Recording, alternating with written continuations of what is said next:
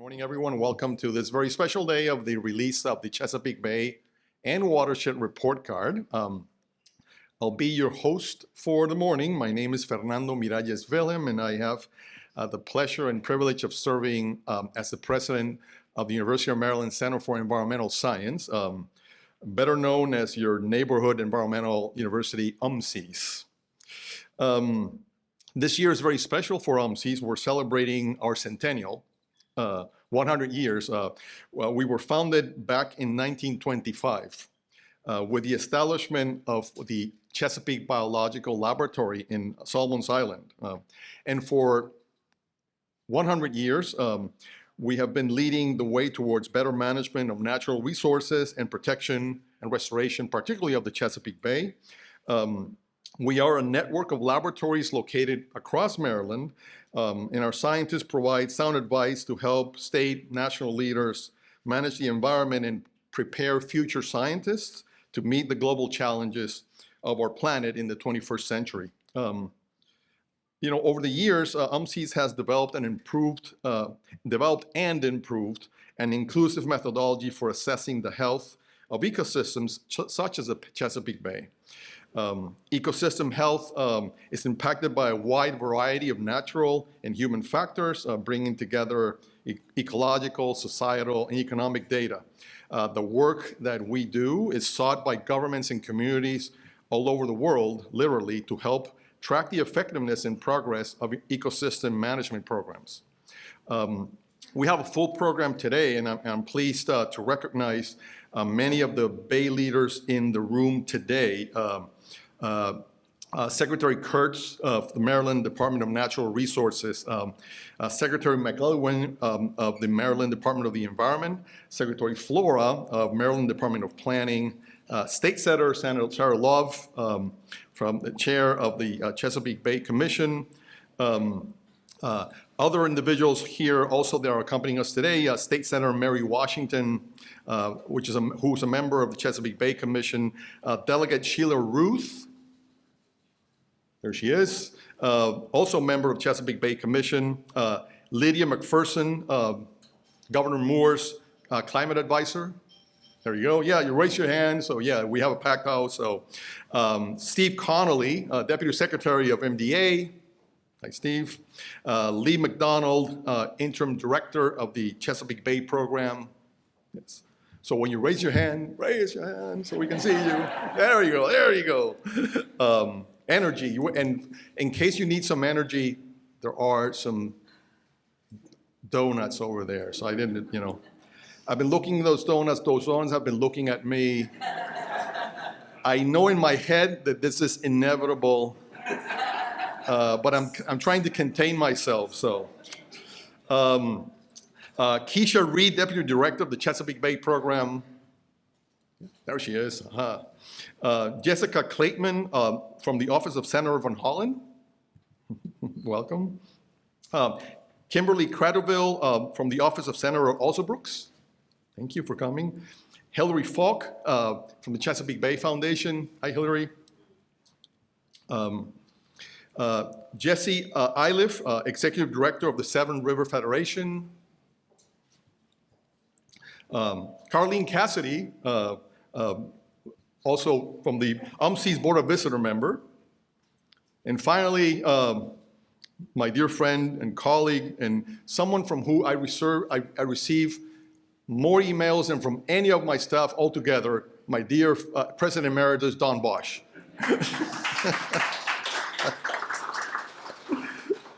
Now, let's roll with the program. So I'd like to introduce our first speaker, Secretary Josh Kurtz from the Department of Natural Resources. Prior to his appointment to DNR by Governor Moore, Secretary Kurtz served as the Maryland Executive Director of the Chesapeake Bay Foundation and also served as Policy and Government Relations Director for the Nature Conservancy in Maryland.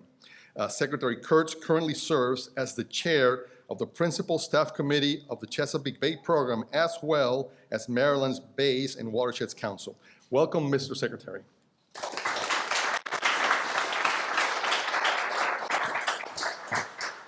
All right, good morning, everyone. Good morning. All right, I'll let it slide. It's great to be with you all today, and I want to start with a thank you to UMCES. You know, when we look around and we look at restoration efforts across the globe, very seldomly do we see the kind of community-driven work that UMCES does as really the scientific basis and grounding for what we do. And I want to thank them for not only continuing to educate people through the report card, but also, frankly, holding people like myself accountable. We need these report cards that look at long-term trends, but also look at yearly changes to ensure that we're moving in the right direction. If there are things that we're falling behind on, we're able to capture that and really change strategy and change direction. And I think this report card moving into that regional approach also allows us to look at specific watersheds, which is incredibly important. As we know, when we look at the restoration, the grades are going to fluctuate year in and year out a little bit. And that little bit of fluctuation is important for us to stay on top of and to understand, right? Whether that be changes in weather patterns, prolonged drought, excessive rain, warming waters, salinization. Some of these long-term trends create these blips in what's going on. And so it's important for us to ground this in what's going on long-term. And I think what we see in the report cards and have been seeing is that continued steady climb of improvement. I'm going to caveat that with, but not everywhere. And the focus of our administration is really ensuring that that is happening everywhere. And that's very much a hallmark of the work of not only the Department of Natural Resources, but our entire administration. When you look at the places that we've seen success and the places that people want more success, we're tending to see that in the shallow water areas. They want to see the rebound of living resources. And right now, we're not seeing that to the scale that we need, right? Our oysters are doing really well, 3 times as much abundance now as we've seen in the past, but we're still seeing issues in our blue crabs, our striped bass, the things that make people think about the bay. And I think that's really important. And another component to the bay that I really appreciate UMCES capturing, not only the social importance, but the economic importance. Sitting in this room, I think it's pretty easy to tell the economic impact just looking around at the pictures of the wall, and the work that the museum has done is fantastic to really help tell that story. You know, we've seen this past year $3.2 billion in economic output just from outdoor recreation related to the bay alone, over $600 million from our commercial industries, specifically in fisheries. And we really are taking an approach to boost not only the economy, but water quality everywhere. And so this past year, the governor introduced, and with the partnership from our legislators here, passed the Chesapeake Bay Legacy Act to really help us, help communities improve their water quality. And a big shout out to Steve and the team at MDA for putting together the LEAF program, again, staying on that cutting edge of work as it pertains to agriculture and continuing to partner with that community. You know, we look at other things that we're doing differently now. As climate changes within the bay, we're seeing different commercial opportunities for fisheries, but we're also seeing different challenges. And so part of this legislation allows us to be more nimble, to support industries like aquaculture to grow more rapidly, that are putting oysters in the bay and cleaning water. In Maryland, we're seeing the bay trend in the right direction. I mean, our numbers are very, very, very high and substantial. 97% of our 2009 to 2025 reduction for nitrogen, 100% for sediment, 100% for phosphorus, right? But the bay isn't responding the way we want it to. And that brings us back to the importance of organizations like UMCES, really grounding what we do in the science. We know that the future for us is active, right? We need to do work to improve the bay. We need to do active restoration. We're seeing that work in our oyster populations. We're seeing that work in some of our wetlands, but we're not seeing that at the scale we need. We're really excited in our administration to be implementing a bill that, well, not then Senator, but now Senator Love put together, really responding to the CESA report. I'm from Maryland. I'm incredibly proud to be from Maryland, and I'm incredibly proud that Maryland acted first on the CESA report and that our legislators put a bill in place that allows us to do stuff differently and act quicker, to streamline our permitting and to ensure that we're looking at interrelation between best management practices and we're lifting up entire watersheds through partnership. That's another key piece to this. UMCES has always been a fantastic partner. I think it's important that Fernando recognized so many partners in the work and so many who we didn't recognize that I'm looking at right now. So very much appreciate that partnership. We are going to continue to increase the pace of restoration at the Department of Natural Resources, and our administration will continue to have this front and center and thinking about this in every watershed across the state of Maryland. So we can continue the long-term trend increase. We can soften some of those dips and some of those blips that you see see year in and year out and really help us adapt and be more resilient in the face of significant changes that we're seeing in the Bay. So again, thank you to UMCES for continuing this work, and thank you to all of you for the ongoing active participation in the Bay restoration. Thank you.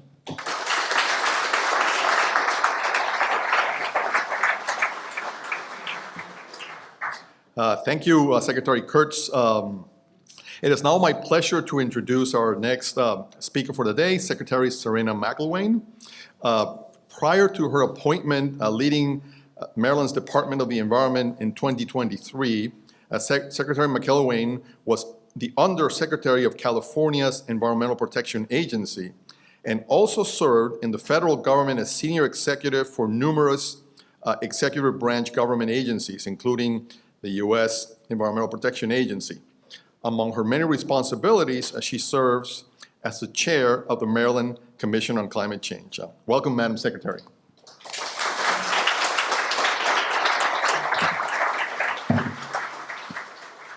Good morning, everyone. It is truly my pleasure to be here as we celebrate 100 years of leadership.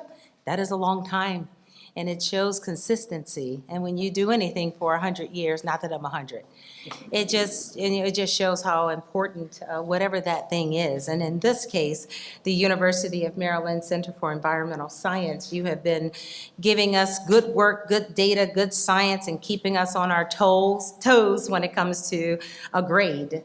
Usually, I know for me, I never want to see a grade. I'm always afraid. It just takes me back to when I was in school. And so to see the grade that we got here, I've now realized I worried all those years for nothing. A C was good. So anyway, because of your work, your science and education, and your steadfast partnership, we do understand more clearly what it takes to protect and restore the Chesapeake Bay. Your contributions have really positioned us to be smarter and be more effective in the decisions that we're making when we think about the Bay, when we think about our land, when we think about water, and when we think about our people. We are just really, really grateful for your service, UMCES.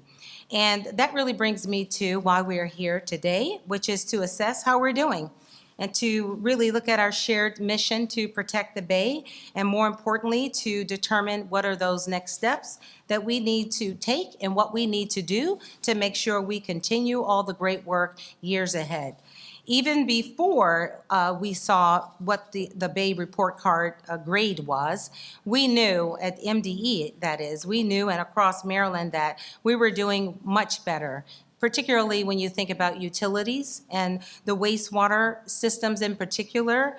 We know that we're making remarkable progress. If any of you have heard me speak before, you've heard me say it loud and clear. It is the wastewater treatment plants that matters. And that's where we've done the most improvement, the most work, the most investment. And it has really, really made a difference. And we also have really made sure that in my agency that we focused on rebuilding the capacity inside the agency, because that matters. When I walked in, we didn't have enough inspectors and people who are doing enforcement, and that matters. So when that's not a priority, then you see the results that we saw with the wastewater treatment plants. So with us, we filled a lot of critical vacancies that we had. We've increased inspections by 30%, which is huge and has made a big difference. And we've really more than doubled the enforcement actions that we've taken. And again, all that is needed in order for us to continue with our progress. In 2024, we've issued more discharge permit renewals than we have ever before, and we're really on target to reducing the backlog that we have. We are also modernizing our stormwater regulations because they do not reflect the climate changes that are happening today. They're outdated. And so we're making sure that that's one of the main things we do because it makes a difference.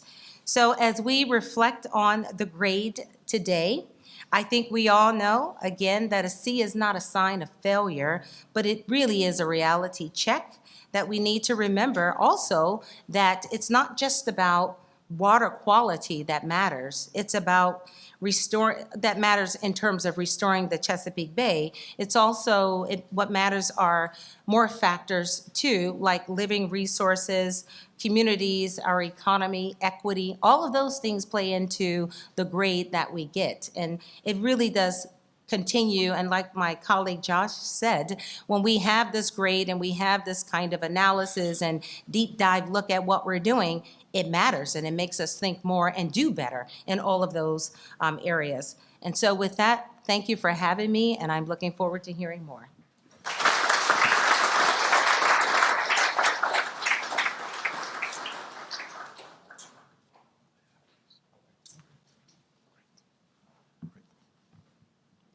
Thank you, Madam Secretary. It is my pleasure now to introduce Secretary Rebecca Flora. Secretary Flora was appointed to the Department of Planning by Governor Moore in 2023. She came to the department with extensive urban planning experience, including being the first executive director of the Green Building Alliance, whose vision is to address climate change, advance human health, achieve social equity, and create thriving economies. Please welcome Secretary Flora.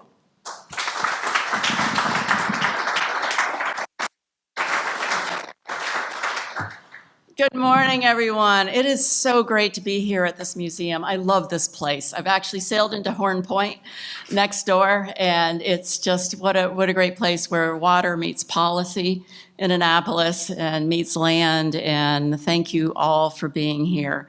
I want to really focus us in on what I love. Did everybody get a copy of this? This is such a great visual document. This is what we need to be doing, is helping people understand and translate, and doing it visually is so great. And I love the watershed indicators in particular, because coming from a planning and a land use and what's happening upstream, what's happening on the land, what are we doing as we move forward, and how we grow and develop. And so I wanted to share with you a couple of thoughts about that. One, we are also proud and excited to have had support with our legislator and others in the governor's office around the approval of the new sustainable growth policy and planning principles. And those principles really do create a way of us thinking holistically. There are 8 of them. I won't go through them all with you, but land, ecology, everything in between. What are we doing on the land? How are we developing and growing? How is that contributing or taking away from the metrics we see with this report card? And as someone who came from actually a planning and development background, we can do this. There are ways to grow and develop our state and still reach that balance point of low impact on our watersheds, our water, ensuring that there's economic value and gain for everybody, as the governor says, leave no one behind. And the watershed approach is a systems approach.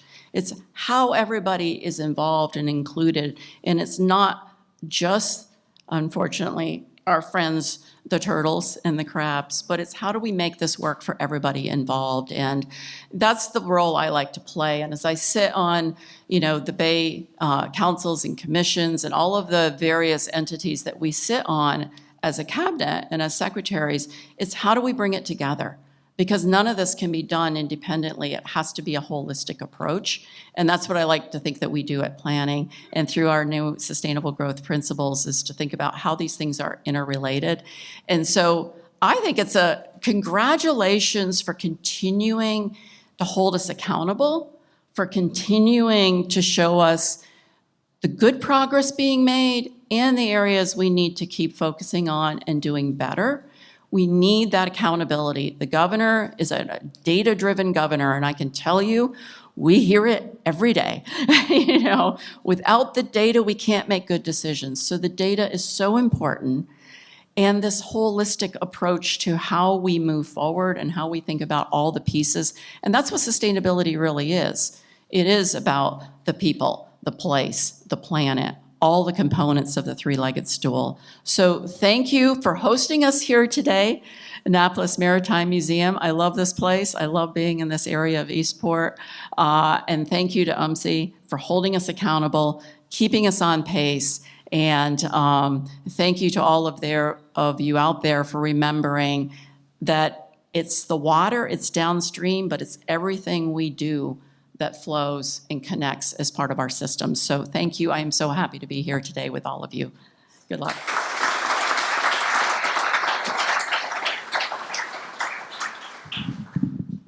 All right. Finally getting the mic right. Thank you very much. Thank you, Madam Secretary. It is now my pleasure to introduce my favorite state senator.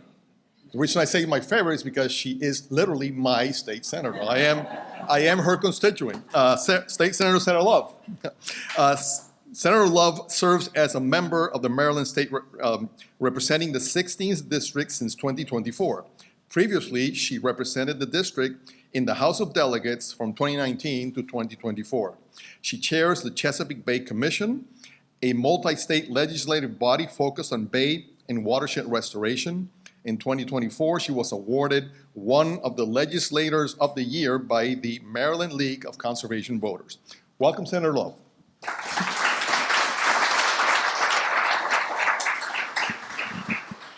Thank you, Fernando, my favorite constituent in the room. Good morning and happy Bay Awareness Week, everybody. Woohoo!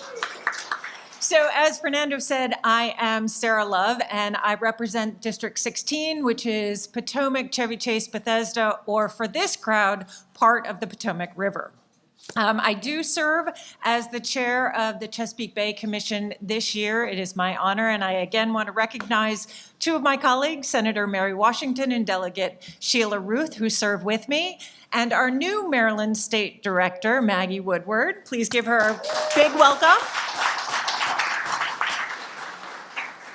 So as part of my job, I went to Harrisburg yesterday to meet with some leaders in Pennsylvania.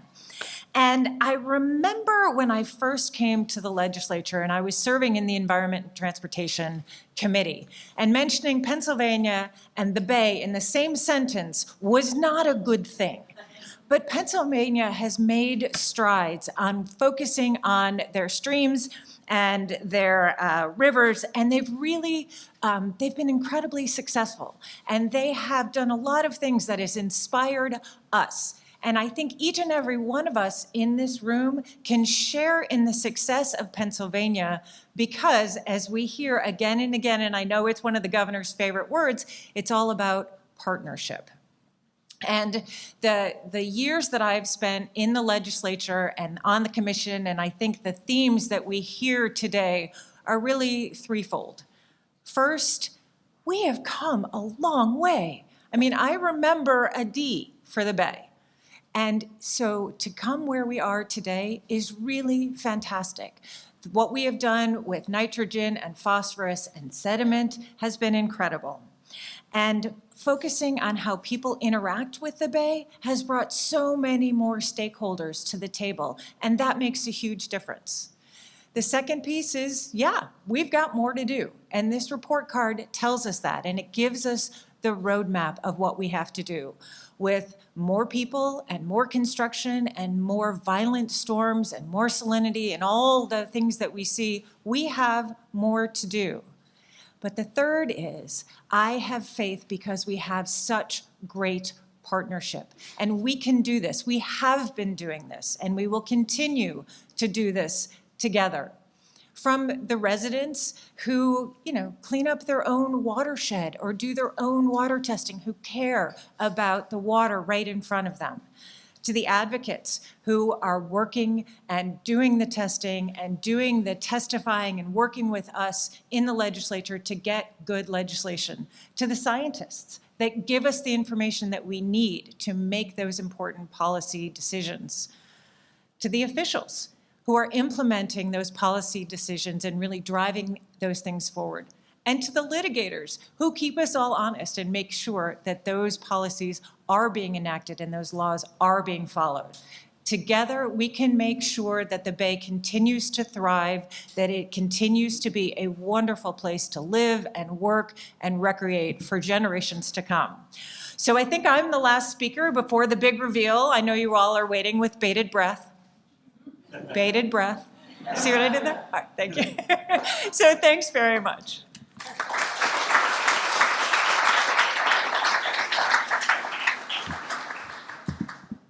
Thank you, Senator Love, very much for your kind words. So we've had a couple of other dignitaries join us. Jana Davis from the Chesapeake Bay Trust. Jana, raise your hand. And Jake Riley from the National Fish and Wildlife Foundation. Welcome. Yes, like Senator Love indicated, now is the time we've been all waiting for, the reveal of this year's Chesapeake Bay and Watershed report card. And in celebration of UMCES Centennial, our leading Bay scientists additionally reflected what the Bay was like in a report card formatted as if we were in 1925. And that's the report card on the left. I know that we have some handouts and printouts. Please do take that. Also this year, we released the 2025 Chesapeake Bay and Watershed report card in Espanol, in Spanish, so you can take that with you too. To lead these reveals, I'm asking my dear colleagues, Dr. Heath Kelsey, who is Director of UMCES Integration and Application Network, as well as Dr. Bill Dennison, our Vice President for Science Application, to lead this portion of the program.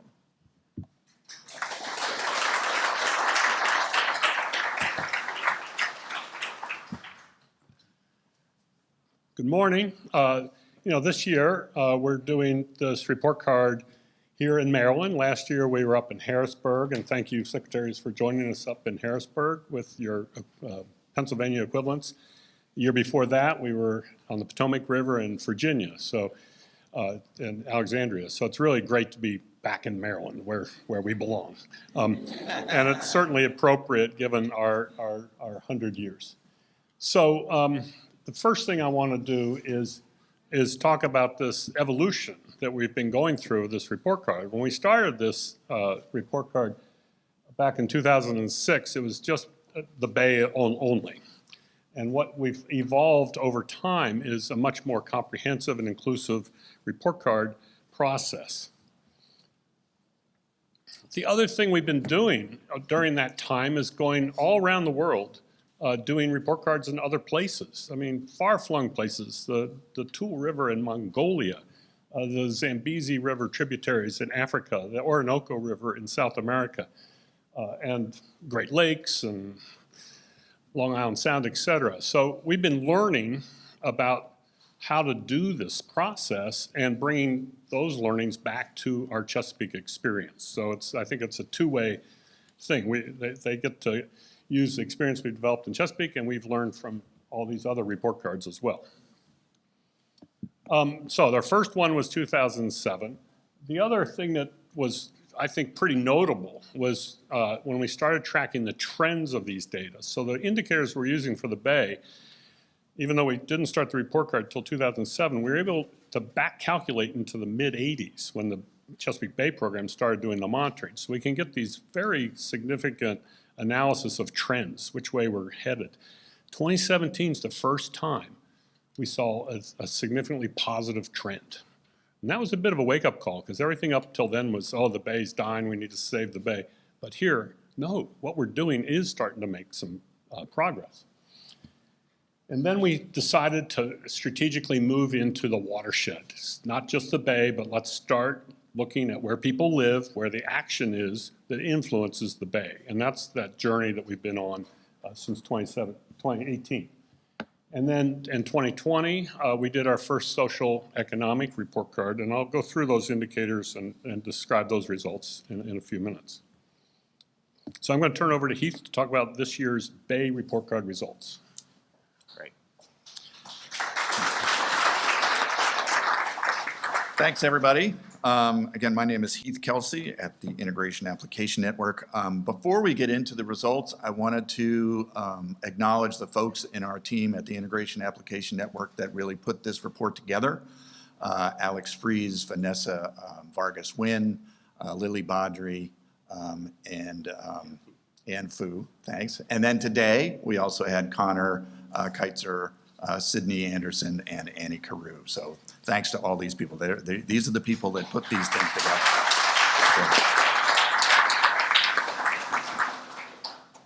So yes, now is the time when we unveil the results. I guess you've already seen the results, but we're going to unveil them.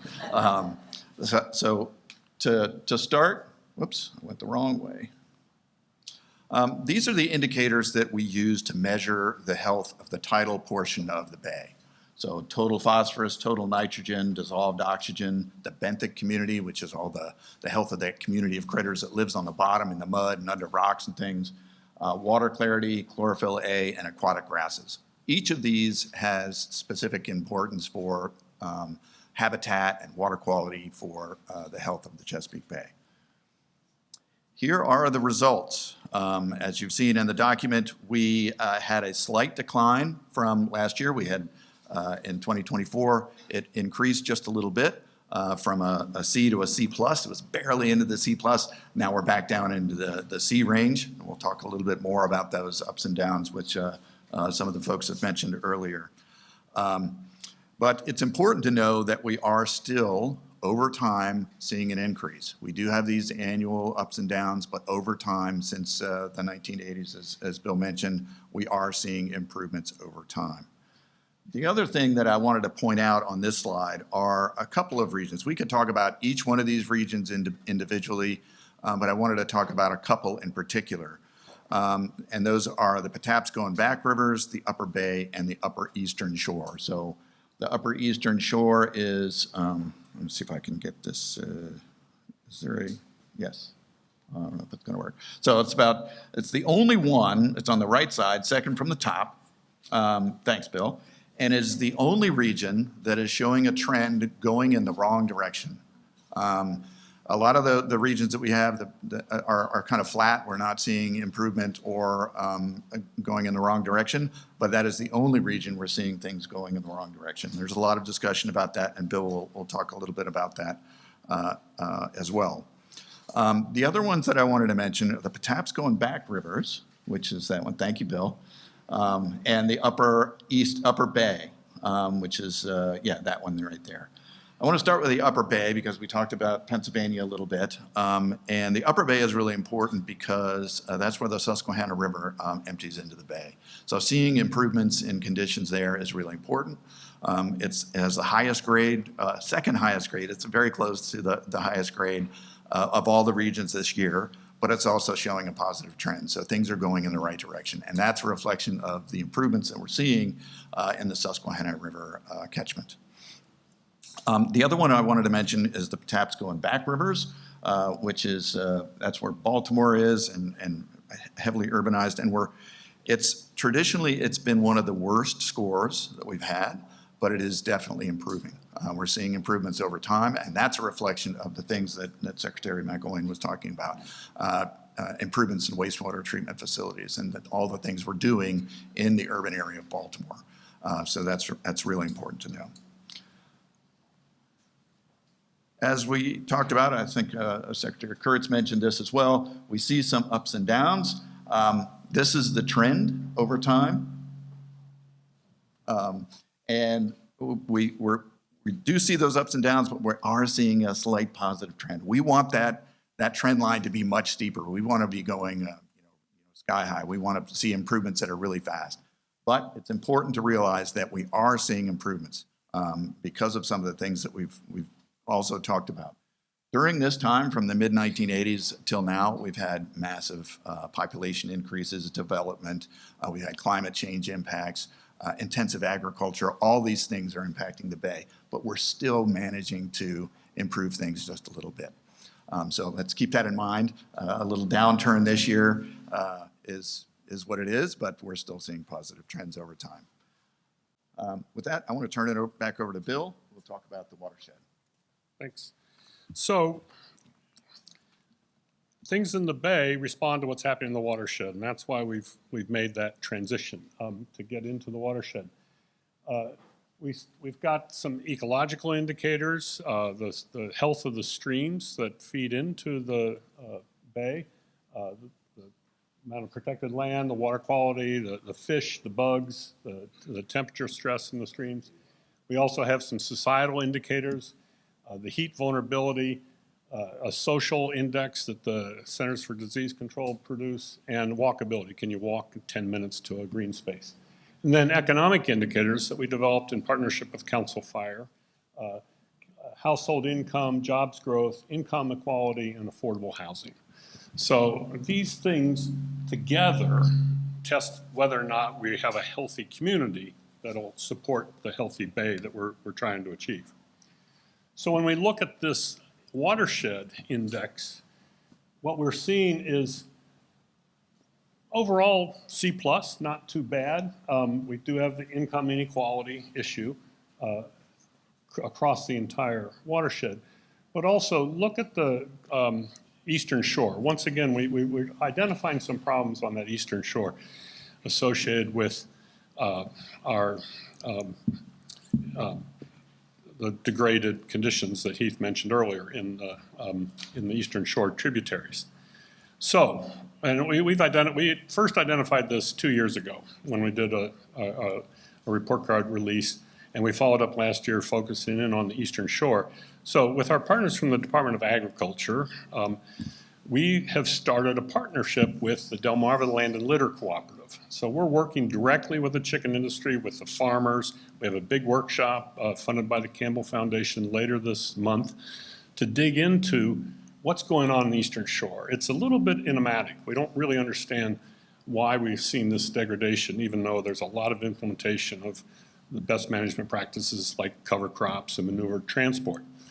So we're going to figure this out, and we're doing it in partnership. So I think that's really the key, that word that was mentioned earlier that the governor likes to use, partnership. So I think that's a really fruitful thing that the report card actually started. The other thing I want to mention, in this report card you'll see in the, we've got this little dolphin jumping out of the water. Now, dolphins are such a visible and wonderful expression of, they always have a smile. They're joyful, and they're coming back. And we have an app, Dolphin Watch app that we've created at our Chesapeake Biological Lab, so you can go online and enter observation of the dolphins or see where they've been most recently. We were having, Hillary Falk gave our commencement speech about a week and a half ago. And we did it on the shores of the Choptank River, beautiful lawn out in front of the Horn Point Laboratory. In the middle of our commencement speech, a pod of dolphins came swimming by. It was amazing. How did you do that, Hillary? CBF has got some pull. Very impressive. And I swim out in front of there, and I have an office looking out. I haven't seen dolphins before since this year, so that was pretty amazing. Those dolphins and those aquatic grasses that you can see that are coming back in the Susquehanna Flats and throughout the upper tributaries of the bay, those are measurable, visible signs that what we're doing is working. And that's what I think is so important as a take-home message. Now, one of the most fun things we've done for a while, Alex Fries and Ann Fu, a brainchild of coming up with a 1925 report card. So what did we do? We found the oldest people we could find that knew a lot about the bay, Don Bosch, Walter Boynton. Now, they may look like they were around in 1925. They may act like they were around in 1925. Seems like it. But they also have that really deep knowledge of how the bay was working. So in fact, when we look at the bay in 1925, when our Chesapeake Biological Lab was founded by Reginald Truitt, who wanted to go work with Waterman, not on college, he didn't want to stay on the College Park campus and coach lacrosse and teach zoology. He wanted to go work directly with Waterman, so he set up the lab down in Solomons to do just that. And we've been messing around for oysters for 100 years. We're still doing it. We're still growing oysters at our Home Point hatchery. And there were problems back then. The terrapin, the diamondback terrapin, was overfished. The oysters had been overfished. The shad were still running. We had much better water quality. Our water quality problems really started post-World War II. And one of the more interesting things when you read this is that Alex and Anna were able to find a translator that comes back and interprets the English into 1925 language. So on the back, hark, we are thrilled to announce the unveiling of the Chesapeake Biological. So you can enjoy the 1925 vintage English on that report card. The other thing that we are really interested in doing is, we're partnering with the Delmarva Land and Litter Cooperative for their Eastern Shore issues, but now we're also partnering with the Chesapeake Bay Foundation and our Riverkeeper groups. And we held a workshop April 1st, and we have a little newsletter that summarizes that workshop findings, because as we move forward, instead of having competing report cards, which has been the bane of our existence, in fact, the commission called us onto the carpet a few years ago saying, why are you doing that? So we're gonna work together rather than apart. And that journey that's just described here is it's the beginning, is I think pretty exciting for all of us in the Chesapeake community. And I want to thank the National Fish and Wildlife Foundation for giving us this opportunity to evolve the report card to become more inclusive and to use the report card for its full potential to help catalyze an improved Chesapeake Bay. So I don't know if I can click this to start. We're going to hear from Senator Van Hollen, followed by Congresswoman Sarah Elfrich. But Van Hollen, if you can click the link. Hi, I'm Chris Van Hollen, and I represent the great state of Maryland in the United States Senate. I want to thank the entire UMCES family for the dedicated and hard work you put into compiling this Chesapeake Bay and Watershed report card each year. A report card which allows us to track our progress and hold us accountable as we work together to achieve our common goal of ensuring a clean and healthy Chesapeake Bay, now and into the future. While it's concerning that this 18th annual report card shows that the Bay's overall health has slipped from a C+ to a C, it is nevertheless clear that as we maintain our cleanup efforts, and if we continue to do so, we remain on a long-term trajectory of improvements that has transformed the health of the Bay over the past few decades. As I often say, cleaning up the Bay is like trying to walk up a down escalator. New pollution pressures in our very big watershed and climate change and other factors make the situation harder and harder every year. So the only way to prevent things from getting worse is for us to walk up even faster and then even faster to get ahead. Of course, you don't need me to tell you about the importance of staying in this work for the long haul. The team at the University of Maryland Center for Environmental Science has been climbing up that down escalator for 100 years, and the whole Bay is a better place because of it. By measuring water quality, restoring oyster populations, discovering and tackling the problem of nutrient overloads, and much more. You protected the environment, supported our farmers and watermen, and helped preserve the Bay's breathtaking natural beauty.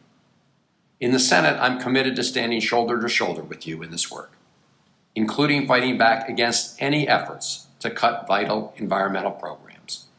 Just a few weeks ago, I secured a commitment from EPA Administrator Lee Zeldin to maintain federal funding for the Chesapeake Bay program, which the previous Trump administration once tried to eliminate. And we've seen that commitment reflected in the EPA's recent budget submission and justification, which keeps Bay funding level. That's good news. But we know that that's not the only program important to the health of the Bay, which is why we'll push back against the administration's efforts to cut other key environmental programs, including, for example, funding for the Chesapeake Wild program, which is vital for habitat and wildlife conservation efforts, and which we just reauthorized at the end of last year in the Congress. And I've introduced the Chesapeake Bay Conservation Acceleration Act, which I'm working to include in the next Farm Bill, to advance conservation agriculture and help reduce nutrient runoff into the Bay and its tributaries. We can't let up, not for a single minute. Together, we must keep working to achieve the A+ grade that the Bay deserves. Thank you for being a key part of that important mission.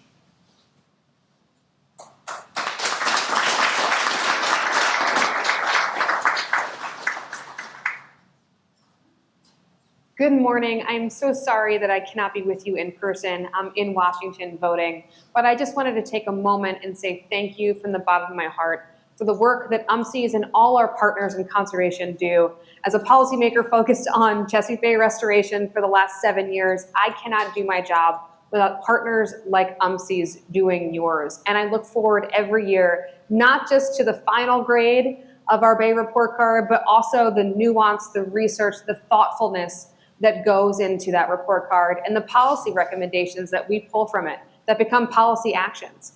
I'm sorry I can't be there. I know and love all of you. And I also want to end with a very happy 100th anniversary to UMCES.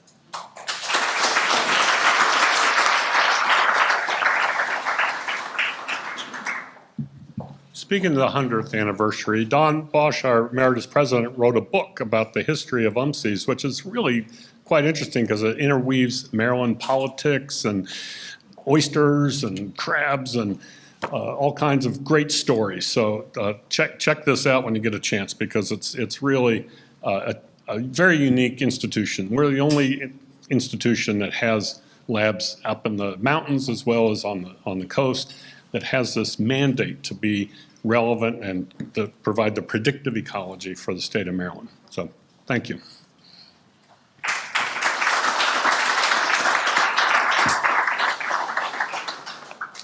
Thank you, Bill and Heath, as well as Senator Von Hall and Congresswoman Elfreth for your presentations.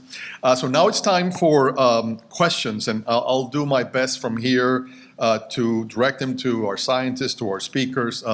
First, we'll take questions from the press that are here and from members of the press that are online. For those members of the press that are online, please send in your questions through our chat feature. So members of the press,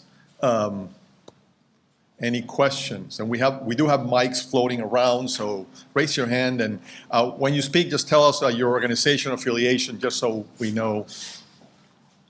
Hi, my name's Tori. I'm with the Capital Gazette. I saw that the lower bay seems to be in the best condition. If you could talk a bit about kind of why that is and those trends there. You want to come, Bill? And Yeah. Yeah, go ahead. Yeah, so the lower bay does have the highest grade. It's also improving.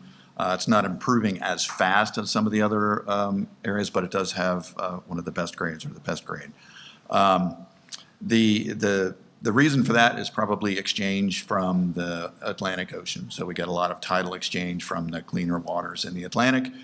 Those move back and forth with the tides, et cetera. So that's probably one of the reasons why that region is doing so well. Plus the James River, which is the most southern tributary into the bay, the Virginia tributary of the James River is really doing well. It's improving.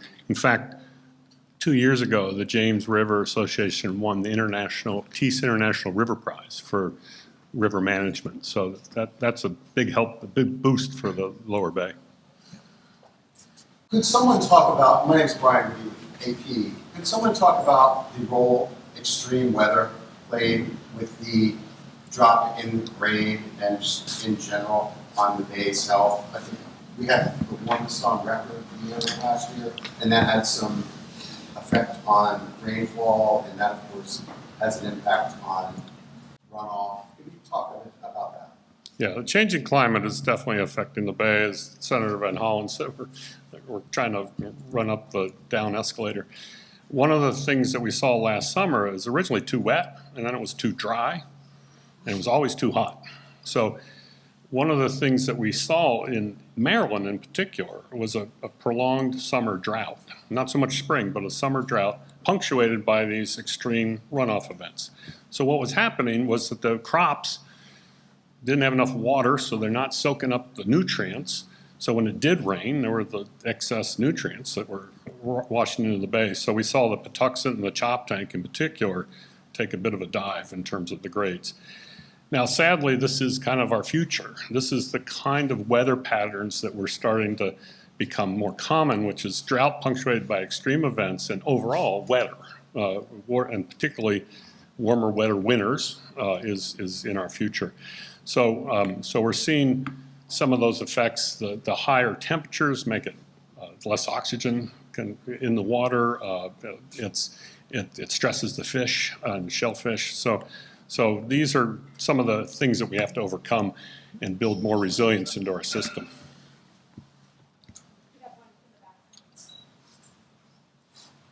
Hi, this is Christine from Maryland Matters. I was wondering if I could get either the secretaries or maybe Senator Love to talk about the extent to which federal cuts have already impacted the Bay restoration effort, whether it's staffing cuts, grant cuts, and sort of also the potential future threatened cuts and what Maryland is doing to insulate itself from those changes. Yeah, thank you very much, Christine, for that question. I think there's a couple things that are really important for us as we think about how we continue to buffer. One of them is UMCES, right? One of them is this partnership and the incredible work that we have going on across the state of Maryland in terms of our scientific capacity. I think when we look at cuts that we've seen come down, especially at NOAA and at USGS, those are institutions that are, science bedrock, fundamentally important for us when we think about our understanding of the Bay. And so what that means for Maryland and my colleagues, all of us really, is how we pick up some of those things that we might lose, right? And so one of the great things about the Governor's Bay Legacy Act is it gives us greater authority in terms of water quality monitoring to work with nonprofits. We're seeing water keepers, we're seeing small groups pop up all over the state of Maryland that are doing water quality monitoring that we don't have access to right now. And so if we are going to see the loss of some of those actual ability to capture and process data and water quality to understand and be able to have these types of report cards, we need to be able to pick that slack up. And that's going to be done through partnership. I think also looking at Whole Watershed Act, that is going to get us a lot more fine-scale data in those 5 watersheds as well. So again, building more of those opportunities, leaning into citizen science. That's something we learned a lot about from the Chesapeake Bay, or from the Bay Partnership. New York State does a very good job with that. We went and met with their staff to see how we can replicate that here in Maryland. So where there are things that we're going to lose, I think we are well positioned as a state because of the strength of the partnership to be able to keep that scientific understanding going. The only way we can do long-term trend analysis is to have the data every year. Right? And so that's going to be fundamentally important for us.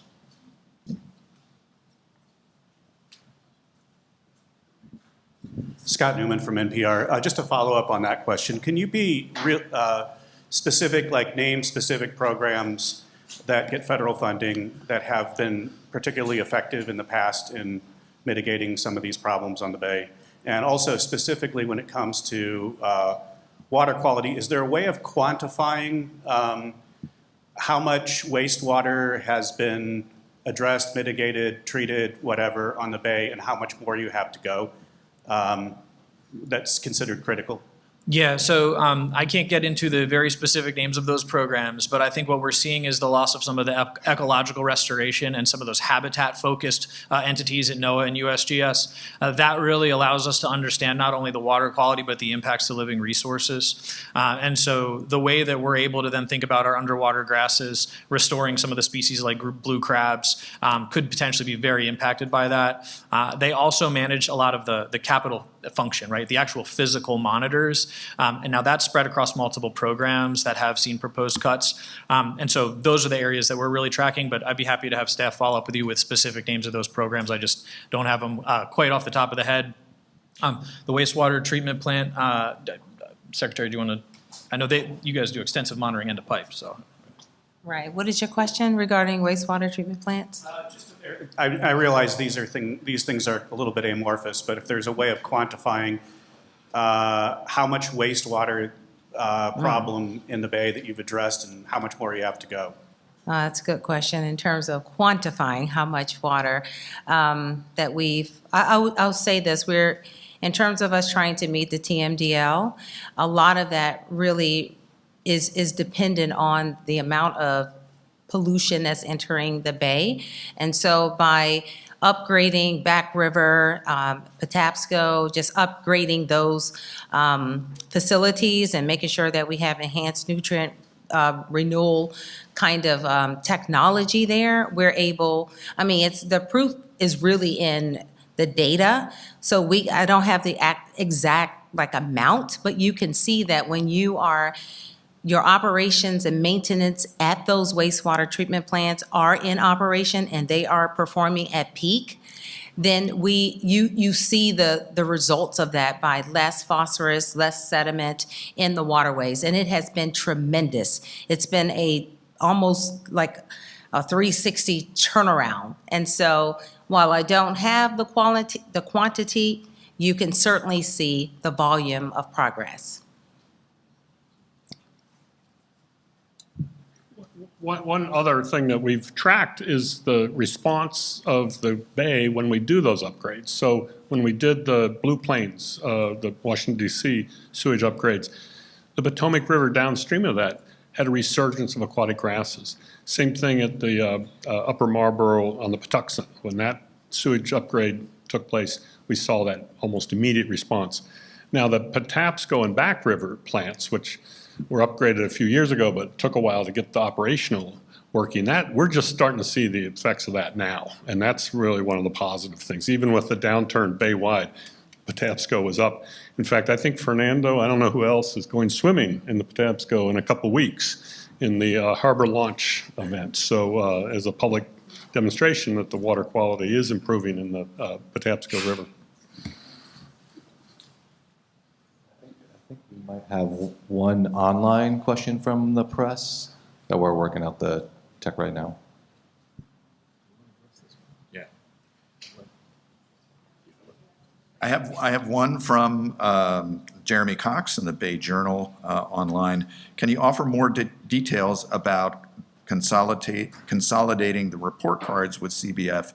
When would that start? So we're already in discussions about how that process works, what that agreement looks like, how we would work together on a single report card. So we're in those discussions right now. So we expect to advance that over the next year. What exactly that agreement looks like, how we're doing that remains to be seen. But we're really excited about this because you know, it will reduce the confusion of having two separate report cards and you know, slightly different messaging and things like that. So we're really excited about the prospect of doing this, but we're still working out the details. So in a sense, we've already started, but more to come. You want to follow up on that? Yeah, you know, it turned out that the foundation started their report card in the late 90s here in Chesapeake Bay. And I was living in Australia at the time, and we had a healthy waterways program, and we started a report card same time, late 90s. So when I came back to Chesapeake Bay in 2002, I went straight up to the Bay Foundation. I said, hey, report cards, they're cool. I like doing report cards. Let's partner on this. And at the time we decided it didn't happen, and it was a shame. But now with the new leadership of the Bay Foundation, I think that dream can be realized. We can have this holistic, integrated reporting for everybody in the Bay. And the foundation does a fantastic job of getting the message out, and of course their environmental education is tremendous. So I think there's a chance that we can collectively do much more to help energize this Bay restoration effort and educate and promote and catalyze the responses that we need. I think, and particularly, I was talking to Josh earlier, this is a tough time for us environmentally. I mean, the federal budgets are being slashed, and so we have to, more than ever, we have to work together. This is a time of partnership. This is a time to work collaboratively, because we're not gonna, if we go off on our own, we're not gonna get as far as with this collaboration. What's the saying? So if you want to go fast, go alone. If you want to go far, go together. We're going to go together.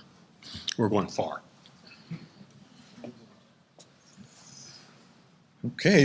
I want to check if we have any other questions from online, reporters, media. No? Okay, so we can take then questions from non-media individuals and that are present. Anyone has a question? It looks. Yes. This is the only thing between us and the donuts. So folks, first of all, thanks to all of our speakers today and participants. Very exciting, report card release. Very exciting things to come as we partner, as we make better sense of how we can collectively improve our beloved Chesapeake Bay and its contributing watershed. So I want to thank, in addition to the speakers today and to the organizers of this event, to the scientists and the multiple professionals that carry out the actual work in putting this report together. Without their dedicated active work over literally decades, we would not be able to monitor and track what's actually happening. So thanks to all for coming, for being part of this special event. We have refreshments, breakfast. We have hard copies of the report card, like I said, in 2 languages, plus the 1925 vintage edition that I highly recommend. Thanks all for coming and for being with us today.